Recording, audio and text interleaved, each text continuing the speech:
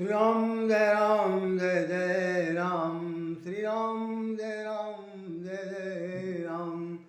बोलिए श्याम रामचंद्र महाराज की जय। आज एक ऐसा विश्व स्तरीय दिन है जिसे हम लोग वैलेंटाइन डे कहते हैं।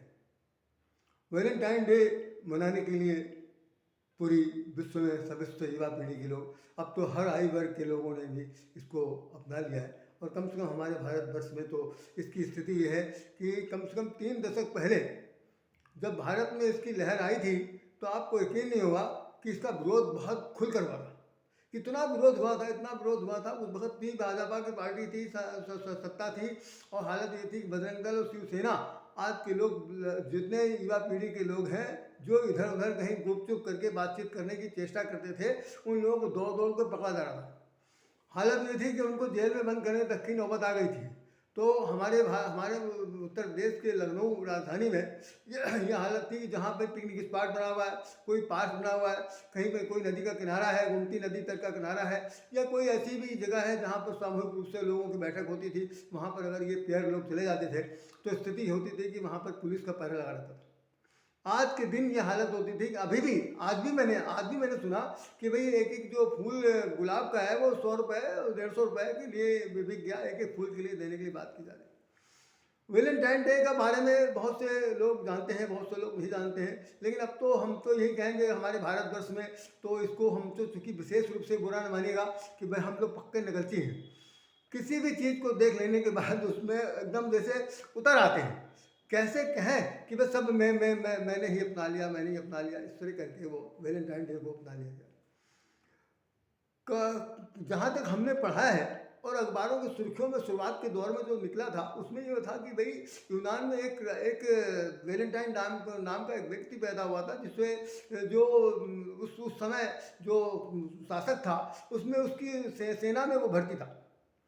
उस शासक की बेटी से उसका राजकुमारी से प्रेम हो गया, और प्रेम होने के बाद फिर ये हुआ कि वो उसमें बहुत ज़्यादा उसके अंदर एक ग्रह वेदना सी सवार हुई, और ये बात जब राजा को उसके शासक को पता चली तो शासक ने उसको जेल में डाल दिया।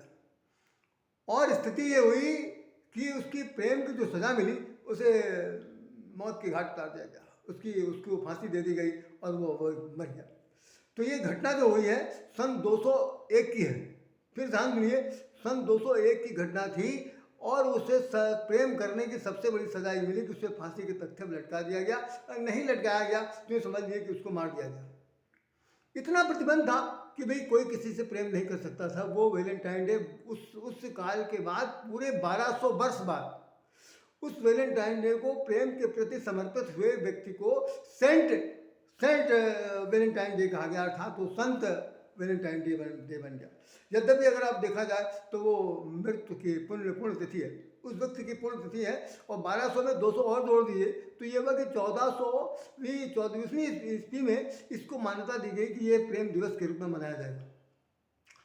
अब है तो पुण्य तिथि लेकिन प्रेम दिवस के रूप में मनाया जाएगा। फिर ये धीरे धीरे यदा गदा जहाँ कहीं पर थे उस वक्त लोग मनाते रहे, धीरे धीरे करके ये सन 90 के आसपास कम से कम इसकी एक ऐसी लहर चली कि पूरे विश्व में ये सबके देशों प्रदेशों में भी आना शुरू हो गया, और हमारे भारत की भूमि में भी उसने दस्तक दे दिया। और युवाओं के लिए ये तो बड़ा अच्छा मौका मिल गया। जो लोग चाहते थे कि भाई किसी तरह से हमारा प्रेम का इजहार हो और नहीं कर पा रहे थे, तो उनको तो बड़ा मौका मिला खुल्लम खुल्ला। भाई अब वो चाहते थे किया जाए, लेकिन वो पुलिस का प्रशासनिक जो कार्रवाई थी उसके अंतर्गत तो अपने आप को दबा हुआ समझ रहे थे। तो मैं बात बताना चाहता हूँ इस संदर्भ में, ज़्यादा तो मैं उसे कहने के लिए स्थिति में नहीं हूँ, क्योंकि प्रेम तो एक ऐसी चीज़ हमारे भारत देश में, हमारे भारत देश की जो प्रेम की परिभाषा है उसका ये है कि वो मौन निमंत्रण है। उसमें कुछ उछंखलता नहीं है, कुछ कहने सुनने के लिए ज़्यादा दिखावटी बना नहीं है कि भाई ये ले लो वो ले लो, और उसके बाद ये है कि मैंने फूल 100 रुपये दे दिया, 200 रुपये दे दिया, 500 रुपये का लाख दे दिया, या कोई ऐसी गिफ्ट दे दी जिसके आधार पर ये समझा जाए कि भाई हम आपसे प्रेम करते हैं ना।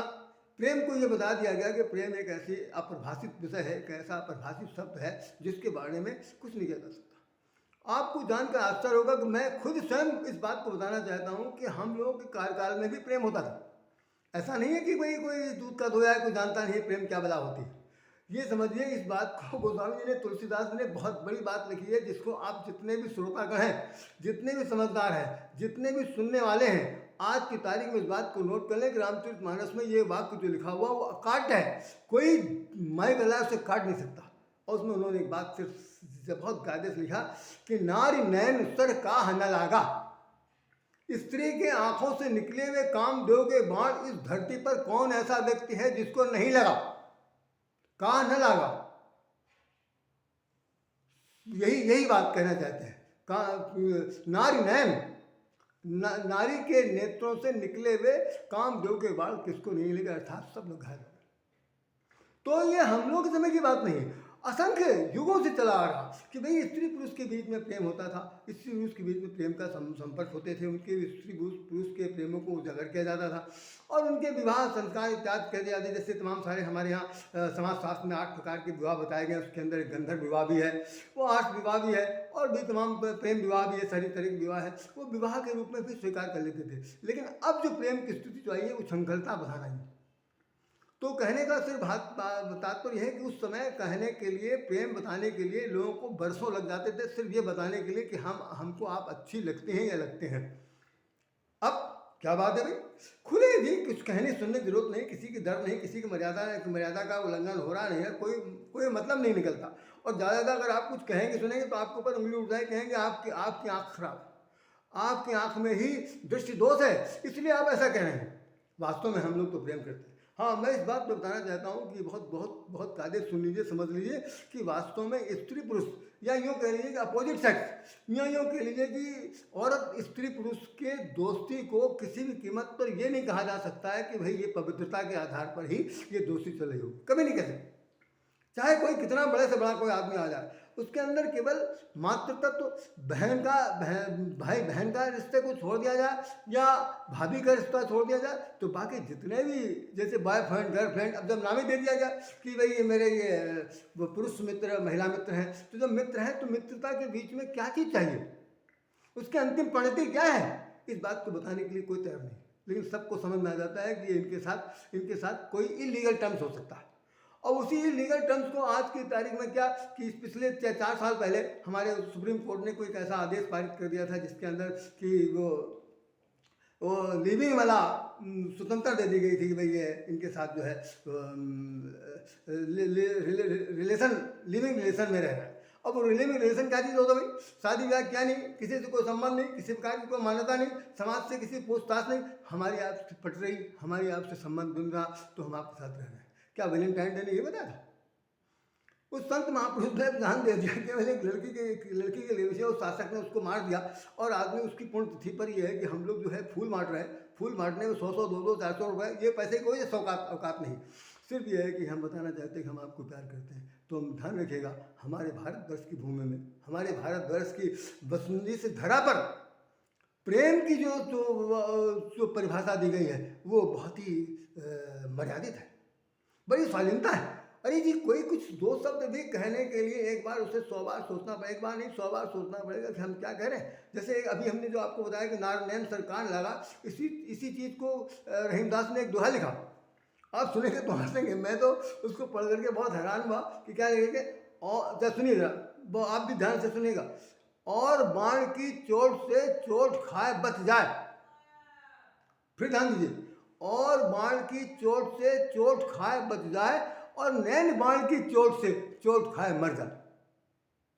नैन बाण की चोट से चोट खाए मर जाए, अर्थात लोग कहते हैं अरे भाई हम तो आपके वियोग में, हम तो आपकी याद में मरे जा रहे हैं।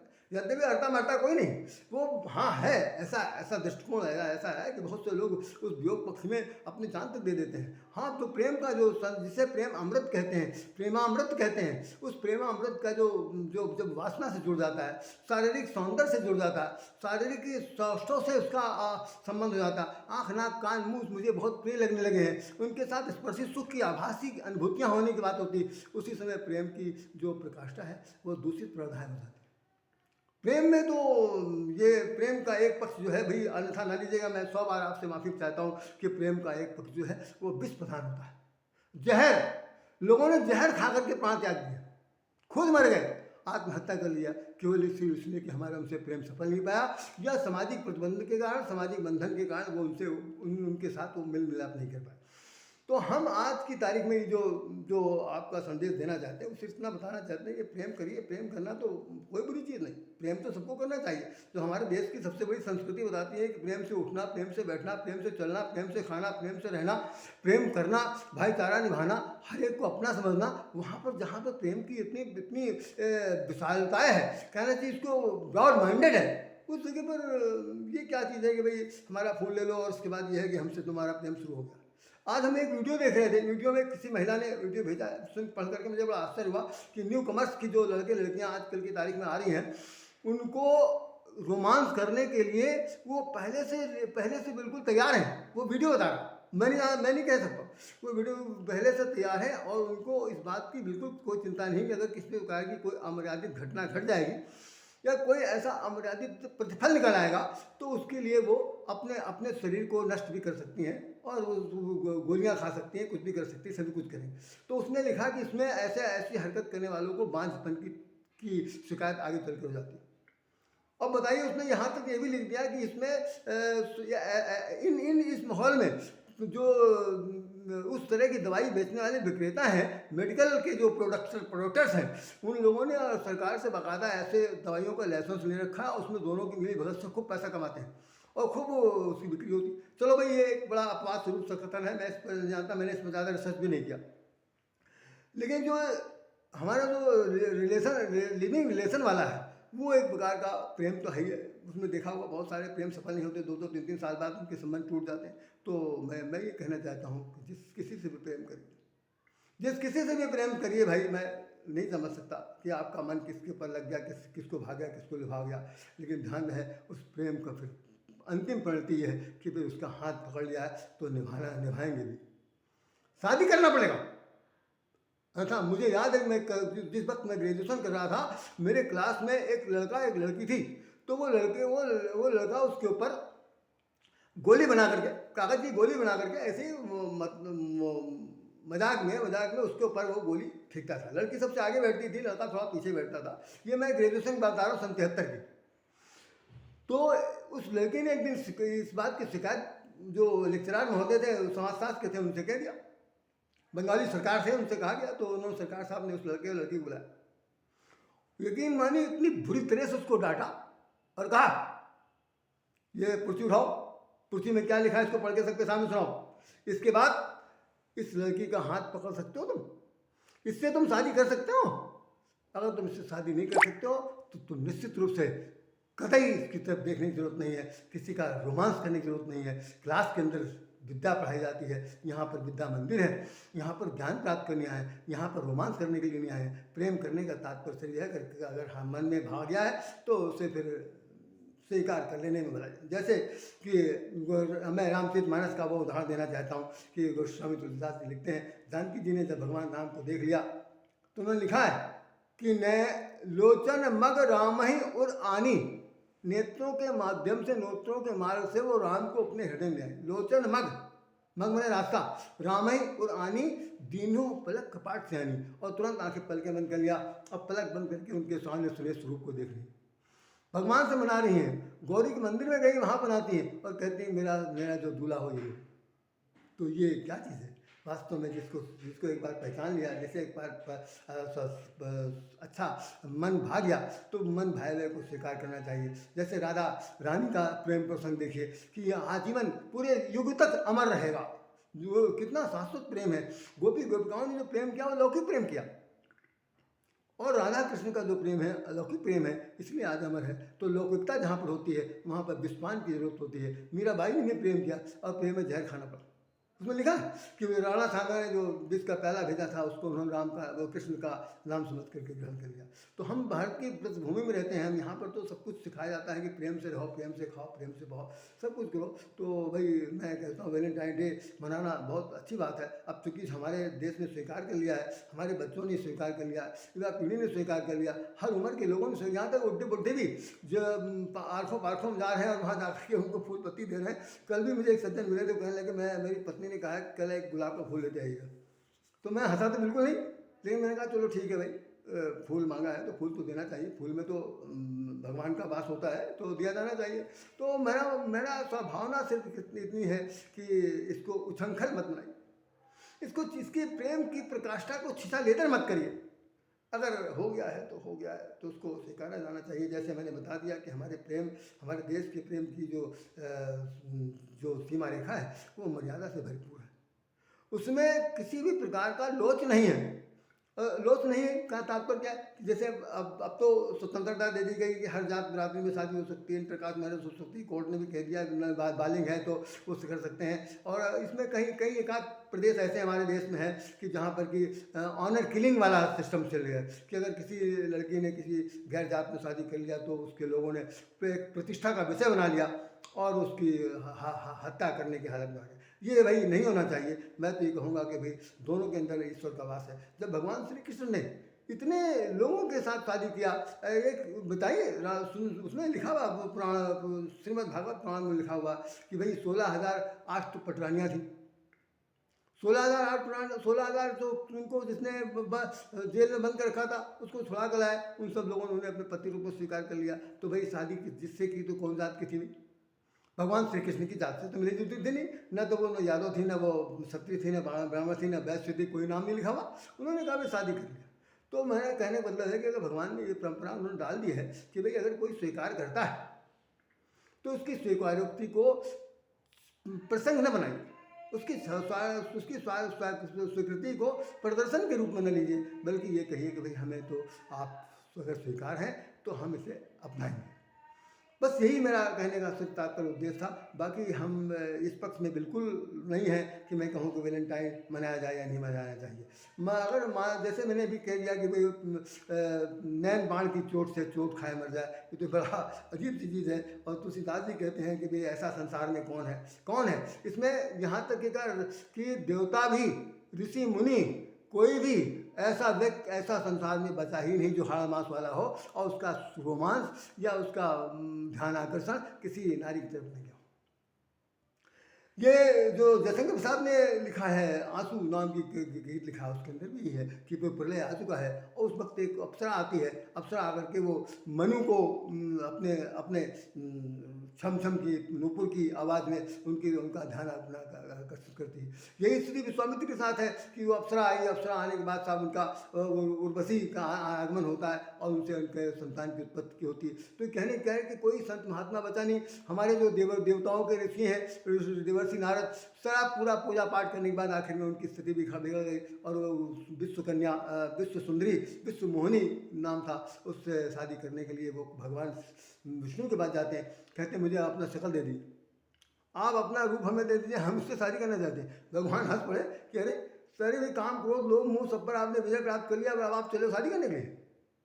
तो उन्होंने एक बात कहा था कि जय विधनाथ होइत मोरा। नारद जी ने कहा था जय भी नाथ होइत मोरा, करूँ सब एक दास में तोरा। तो भगवान ने भी कह दिया कि जय भी हो तुम्हार हित, नारद सुनो हमार, सो कछ करब आन कछ बचन न बैठा हमार।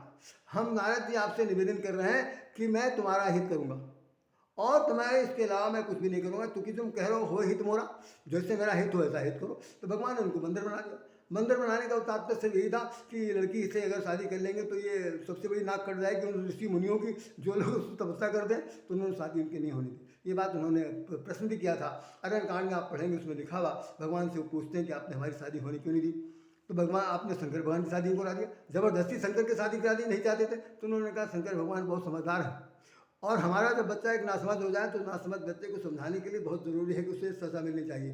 तो तुम मेरे बेटे हो, हम तुमको अपने हृदय से लगाते हैं, तुम राम राम करो। और उसे राम राम करना सिखा दिया। नारद मुनि जो है उसमें उस मगन हो गए और उन्होंने अपनी गलती स्वीकार कर ली है। तो भाई कहने का मैं ज़्यादातर समय नहीं लूँगा। मैं आप सब लोगों से निवेदन करना चाहता हूँ कि संसार में प्रेम चाहे किसी से करो, छोटे से करो, बड़े से करो, जात से करो, कुजात से करो, जिससे से आपका मन भा जाए उससे करिए। लेकिन ध्यान रखिए उसकी इज्जत का सवाल है, उसके परिवार का सवाल है, उसकी अस्तित्व का सवाल है। और उसमें केवल नंगाई नाच वाला काम नहीं होना चाहिए। केवल मैं भरी तुम भरी और तुम नहीं तो और नहीं, तुम नहीं तो और नहीं, घाट घाट का पानी पीना, गले की हड्डी नहीं बनाना, ये सब बिल्कुल नहीं चलेगा। बिल्कुल नहीं चलेगा। प्रेम को अगर परिभाषित करना है, प्रेम का मतलब समझना है, तो प्रेम जानते हैं, प्रेम समर्पण चाहता, प्रेम त्याग चाहता, प्रेम जीवन का सत्य चाहता। और प्रेम के अंदर, जिसके अंदर त्याग नहीं है, समर्पण नहीं है, विश्वास नहीं है, वो प्रेम कर ही नहीं सकता। इस धरती पे वो काम करने के लायक नहीं है, बल्कि केवल वो एक भोग की अभिलाषा उसके पास हो सकती है, बाकी कुछ नहीं हो सकता। तो तू नहीं तो और सही, और नहीं तो और सही, ये हरकत नहीं चलेगी। और ना ये चलेगा कि भाई बिलीविंग सिस्टम है, बल्कि आप प्रेम का मतलब समझिए, वैलेंटाइन डे का मतलब समझिए। वैलेंटाइन डे हमारे जानते हैं, शरद पूर्णिमा का दिन जो है वो वैलेंटाइन डे। सारे सखियाँ, सारे सब ग्वाल बाल आते हैं और वहाँ भगवान श्री कृष्ण से रास लीला करते हैं। किसी से मिलते नहीं, लेकिन सब लोग उनको अपने से मिला हुआ समझते हैं, लेकिन वो भगवान है, आप तो भगवान तो नहीं हो सकते। तो भाई इस हाड़ मास से बने हुए शरीर को ध्यान करते हुए अच्छे से अच्छा काम कीजिए, अच्छे से अच्छा व्यवहार कीजिए, सबके बीच में अपनी नाक ऊँची रखिए, और ध्यान रखिए कि नाक ऊँची के साथ साथ प्रेम का भी नाक ऊँची रहे, किसी की मौत न होने पाए, किसी को कष्ट न होने पाए। इससे अच्छा न करिए, वो ज़्यादा ठीक है, लेकिन अगर करें तो फिर उसकी सम्मान, मर्यादा और साथ साथ उसकी जो उज्ज्वलता है, वो अमरता की प्राप्त हो। यही मेरी प्रार्थना है। इन्हीं शब्दों के साथ मैं आप सब लोगों को हार्दिक नमन करता हूँ। यदि मुझसे कोई गलती हो, कोई क्षमा करिए। राधे श्याम, राधे आपको नमन करता है।